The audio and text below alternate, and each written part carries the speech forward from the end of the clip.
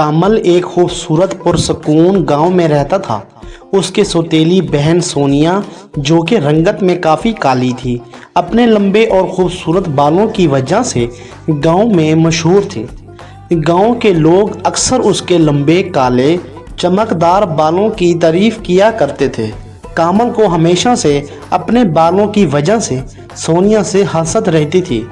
اس نے بہت بار اپنے بالوں کو سونیا کے بالوں جیسا خوبصورت بنانے کی کوشش کی، مگر ناکام رہا۔ ایک دن گاؤں کے بزرگ نے کامل کو ایک پرانی کتاب دی، جس میں بالوں کی دیکھ بھال کے کئی طریقے درج تھے۔ کامل نے کتاب کو بڑے غور سے پڑھا اور ایک خاص اسکیم تیار کی جیسے لمبے بال ہو سکیں۔ اس نے فیصلہ کیا کہ وہ اپنے بالوں کو سونیا کے بالوں سے بھی زیادہ خوبصورت اور لمبے بال بنائے گا۔ اس اسکیم میں مختلف قدرتی جڑی بوٹیوں، تیل اور دیگر اشیاء کا استعمال شامل تھا۔ کامل نے روزانہ اس اسکیم کو اپنایا اور کچھ ہی دنوں میں اس کے بالوں میں نمایاں فرق آیا۔ اس کے بال پہلے سے زیادہ مضبوط، لمبے اور چمکدار ہو گئے۔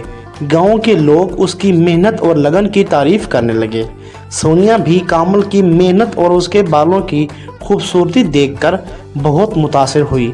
اس نے کامل سے اسکیم کی تفصیلات مانگی اور اپنے بالوں کے لیے بھی اس اسکیم کو اپنانا شروع کر دیا۔ یوں ہی کامل اور سونیا نے ایک دوسرے کی مدد سے اپنے بالوں کو اور بھی خوبصورت بنایا اور گاؤں میں مشہور ہو گئے۔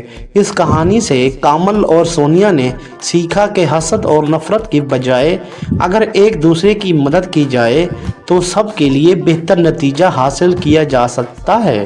پیارے بچوں، یہ تھی آج کی کہانی۔ امید کرتا ہوں یہ کہانی سن کر آپ لوگوں کو بہت مزہ آیا ہوگا۔